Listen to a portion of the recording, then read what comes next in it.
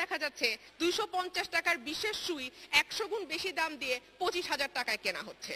প্রথম আলোর জ্যেষ্ঠ প্রতিবেদক রোজিনা ইসলাম যখন স্বাস্থ্য খাতের অনিয়ম কারণে সেখানে আপনি ঢালাওভাবে মানুষকে ফেরিতে পার করতে গেলেন এবং এতে সংক্রমণ হার বাড়লো এবং মাঝখান থেকে আপনার স্পিড বোর্ডে বেআইনিভাবে পার হতে গিয়ে প্রায় 40-50 জন লোক অকালে মৃত্যুবরণ করলো।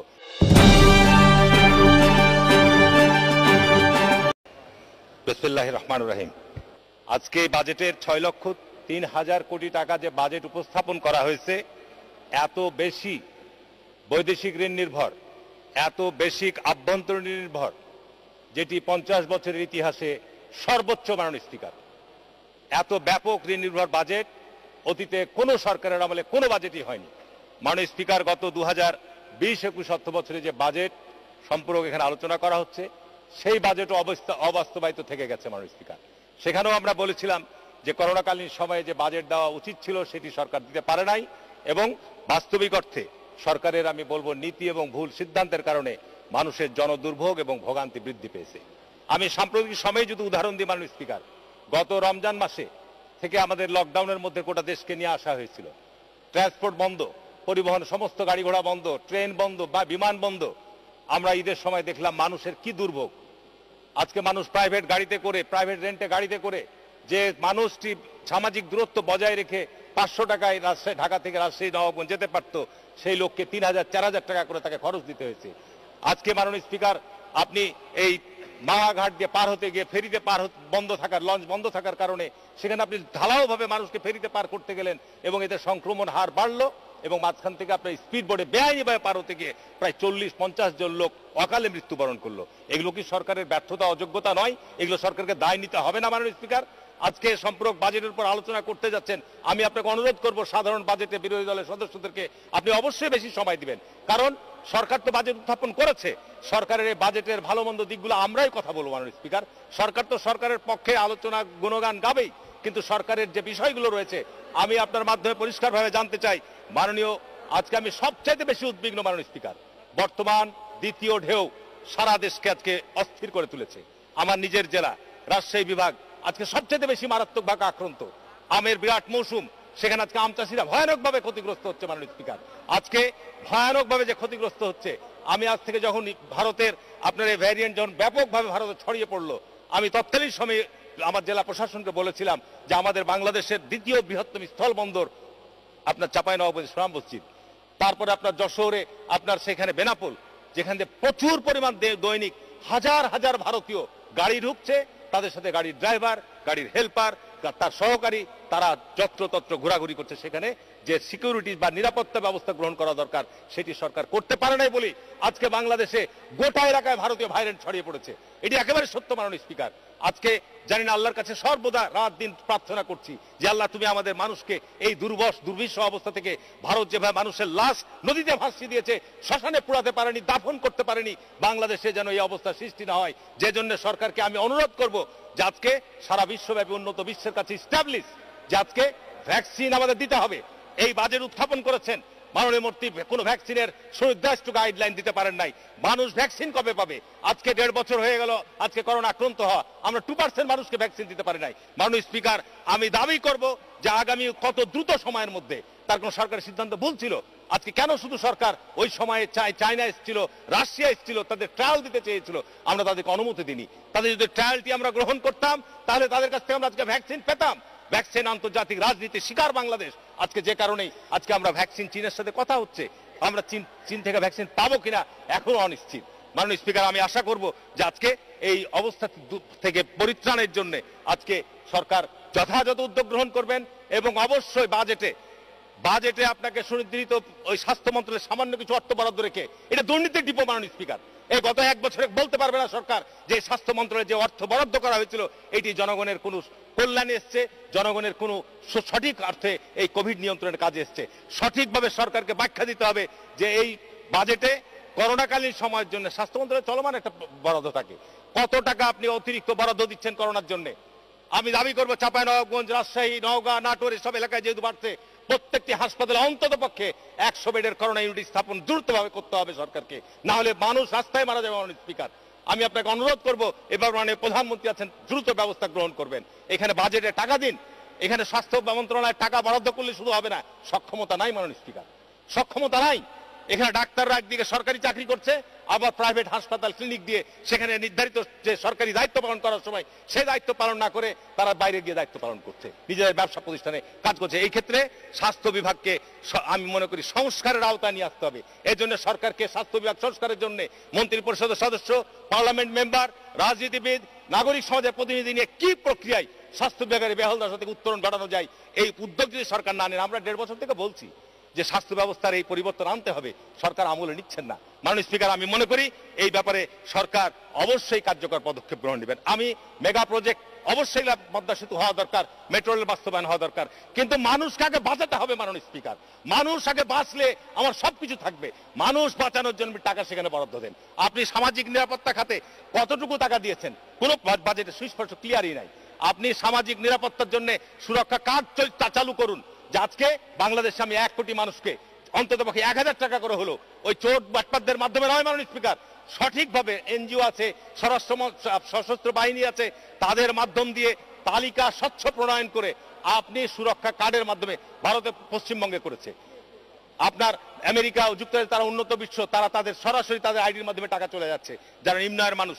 আমার দেশেও আমি মনে করি যারা কর্ম হারিয়েছে, যারা বেকার হয়েছে, যারা আপনার এই ক্ষেত্রে এই প্রণোদনা পাওয়া দরকার, তাদের সঠিক তালিকা অতি দ্রুত প্রণয়ন করে, যেটা অ্যাপসের মাধ্যমে, প্রযুক্তিতে ডিজিটালে আমরা অনেক উন্নত হয়েছি, তাদের মাধ্যমে আপনি তাদেরকে সহায়তা দিন।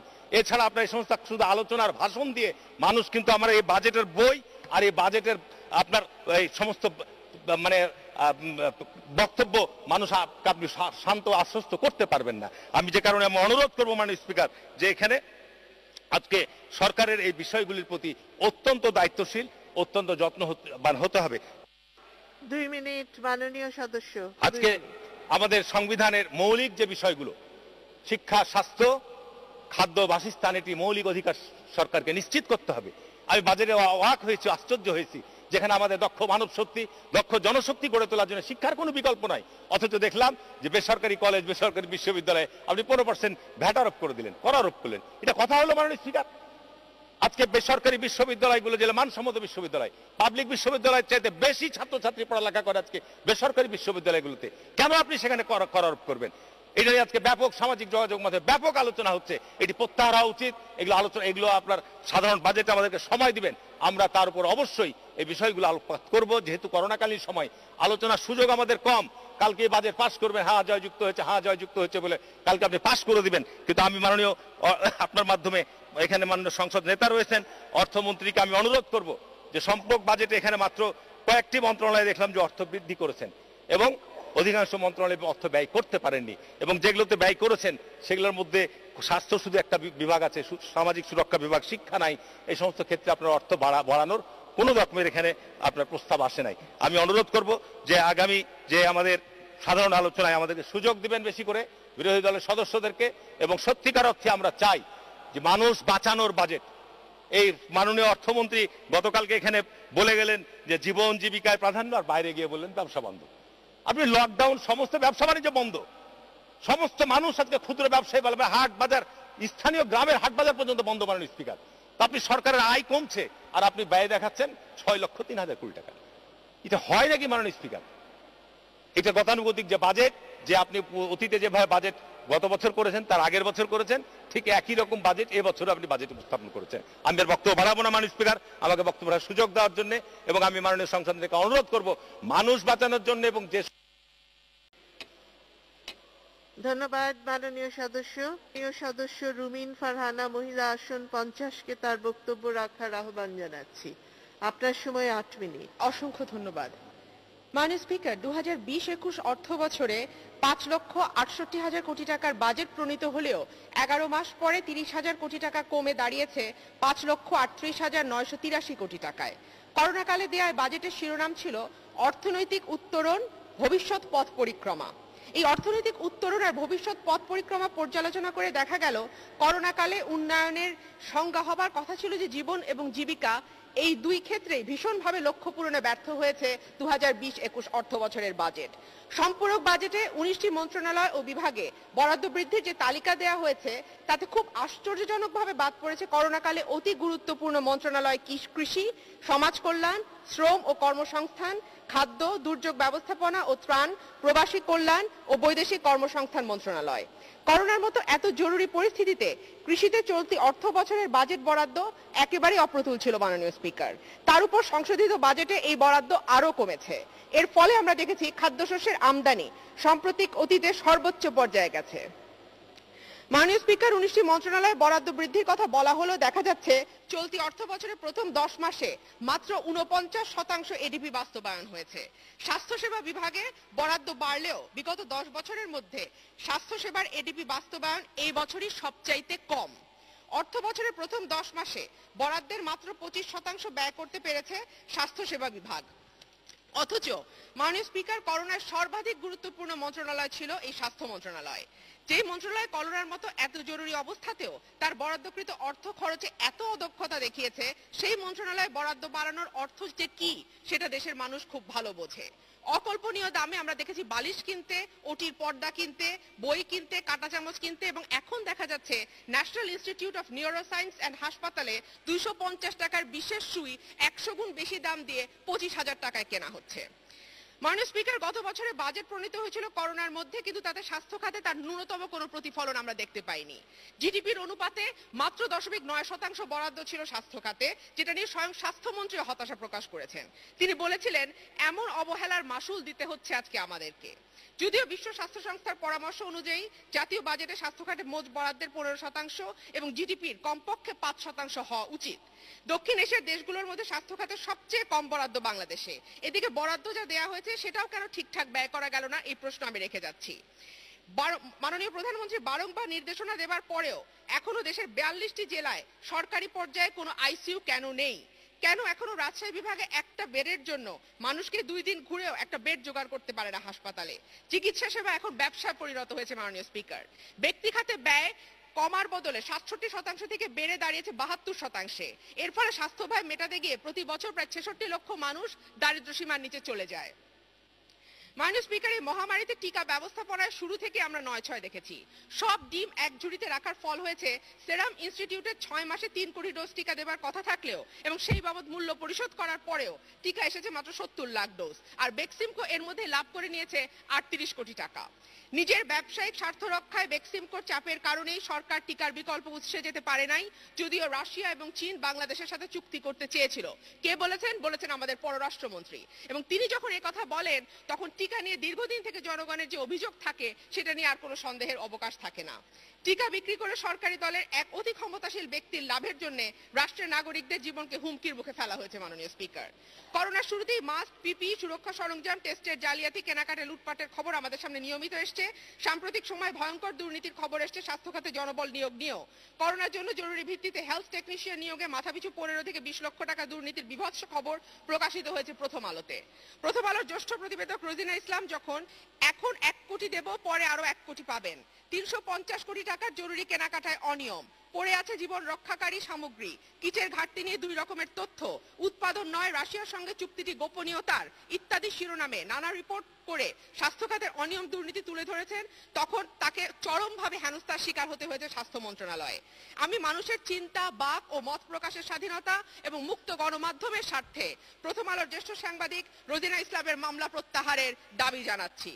মাননীয় স্পিকার, রোজিনাকে 6 ঘন্টা ধরে যে হেনস্থা করা হলো, যারা এই জন্য দায়ী তাদের ব্যাপারে সরকার কি ব্যবস্থা নিয়েছে সেটাও আমি আপনার মাধ্যমে জানতে চাই। সরকার গণমাধ্যমের স্বাধীনতার প্রসঙ্গে বারবারই সংখ্যা নিয়ে আসে। আমি একটা বিষয় খুব স্পষ্ট বলতে চাই, কোনো গণমাধ্যমকে তার রিপোর্ট প্রকাশের জন্য যদি হেনস্থার শিকার হতে হয়, নানা রকম হুমকির মুখে পড়তে হয়, তখন আর কোনো গণমাধ্যমে স্বাধীনভাবে কাজ করতে পারে না। মাননীয় স্পিকার, বিশ্ব গণমাধ্যম সূচকে 180টি দেশের মধ্যে বাংলাদেশের অবস্থান 152তম এবং মিয়ানমার এবং আফগানিস্তানের অবস্থাও বাংলাদেশের চাইতে ভালো। আমরা অবাক হয়ে দেখি প্রতিটা বিভাগে ব্যয় বাড়ানো হয়েছে উন্নয়নে। উন্নয়নে কোনো আপত্তি ছিল না যদি সেটা অন্তর্ভুক্তিমূলক, সুষম, দক্ষ, দুর্নীতিমুক্ত হতো। কিন্তু ভাগ্যচক্রের গত এক যুগের ক্রিপ্টোক্রেসি এবং ক্রনিক ক্যাপিটালিজমের ধাক্কায় এই দেশে উন্নয়ন হয়েছে কোটি কতক মানুষের, ধনী আরো ধনী হয়েছে, গরিব আরো গরিব হয়েছে, বৈষম্য প্রতিদিন বাড়ছে। সরকার যখন দাবি করে জিডিপি 34 লক্ষ কোটি টাকার উপরে, বাজেট প্রস্তাবিত হয় 6 লক্ষ কোটি টাকার, প্রবৃদ্ধির দাবি আসে 7.2%, মাথাপিছু আয় দাবি করা হয় $2,227, তখন করোনায় দারিদ্র্যের সংখ্যা 20% থেকে বেড়ে দাঁড়িয়েছে 42%। সানেমের রিপোর্ট মাননীয় স্পিকার। এবং পিপিআরসি এবং ব্র্যাকেট যৌথ গবেষণা বলছে নতুন করে দারিদ্র্যের কাতারে ঢুকেছে কম করে হলো 2,45,00,000 মানুষ। আর করোনার আগে যে বৈষম্য নির্দেশক গিনি সহগ ছিল 0.485, সেটা নিশ্চিতভাবে এখন 0.5 ছাড়িয়ে বহুদূর চলে গেছে। স্বজন তোষণ অর্থনীতি বা ক্রনিক ক্যাপিটালিজমের ফলে 1% লোকের হাতে 60 থেকে 70% সম্পত্তি জমা হয়েছে, আর যে কারণে অতি ধনী বৃদ্ধির হারে বাংলাদেশ এখন বিশ্বে প্রথম। এই করোনাকালে অপ্রদর্শিত আয়ের মাধ্যমে কোটি কোটি টাকার মালিক হয়েছে হাজার হাজার মানুষ। এর ফলে যুক্ত হয়েছে মুক্তবাজার অর্থনীতির সর্বপ্রতিযোগিতার স্বাভাবিক যে বিকাশ, সেই সুযোগ বন্ধ হয়ে গেছে। নতুন আসা এই দরিদ্র মানুষের তালিকা দূরেই থাকুক, পুরনো দরিদ্রদের কোনো সঠিক তালিকা পর্যন্ত সরকারের কাছে নাই। সরকারি গবেষণায় দেখা গেছে সামাজিক নিরাপত্তা কর্মসূচিতে তালিকাভুক্ত থাকা মানুষের 46%ই ভাতা নেবার যোগ্যতা পূরণ করেন না। সর্বত্র দুর্নীতি, রাজনীতিকরণ এবং দলীয়করণের ফল হয়েছে স্থানীয় মেম্বার, চেয়ারম্যান বা সরকারি কর্মকর্তাদের সাথে যোগসাজশ ছাড়া কোনো ভাতা পাওয়া এখন অসম্ভব। এছাড়া সামাজিক নিরাপত্তা খাতে সরকারি চাকরিজীবীদের পেনশন, সঞ্চয়পত্রের সুদ, প্রাইমারি স্কুল শিক্ষার্থীদের বৃত্তির টাকা আছে। এ কারণে সামাজিক সুরক্ষা খাতে প্রতি বছর যে বরাদ্দ দেখানো হয়, দরিদ্র অসহায় মানুষের জন্য প্রকৃত বরাদ্দ তার চেয়ে অনেক কম। দরিদ্র মানুষের কোনো তালিকা যেহেতু সরকারের কাছে নাই, তাই 2.5 কোটির উপর নতুন দরিদ্র সীমার নিচে নামায় মানুষগুলো না পেয়েছে কোনো ভাতা, না কোনো সহায়তা। মাননীয় স্পিকার, বিশ্বজুড়ে অর্থনীতিবিদরা বলছেন এই মুহূর্তে মানুষের হাতে নগদ টাকা দেবার কোনো বিকল্প নাই। গত বছর 50 লাখ মানুষের হাতে 2,500 টাকা দেবার যে প্রকল্প সরকার নিয়েছিল, সেটা প্রাথমিকভাবে দুর্নীতির কারণে ভেস্তে যায় এবং পরে মাত্র 35 লক্ষ মানুষের হাতে 2,500 টাকা দেওয়া হয়। এই একই প্রকল্প এবারও নেওয়া হয়েছে। আমি প্রশ্ন রাখি, 5 সদস্যের একটা পরিবারের জন্য এই 2,500 টাকা এই বাজারে কতটুকু কাজে দেবে, এই প্রশ্ন থেকেই যায়। করোনাতে আমরা হারিয়েছি অনেক কিছু, সেই সঙ্গে আমরা হারিয়েছি মধ্যবিত্ত। করোনার আগে যে মধ্যবিত্তের আকার ছিল 70%,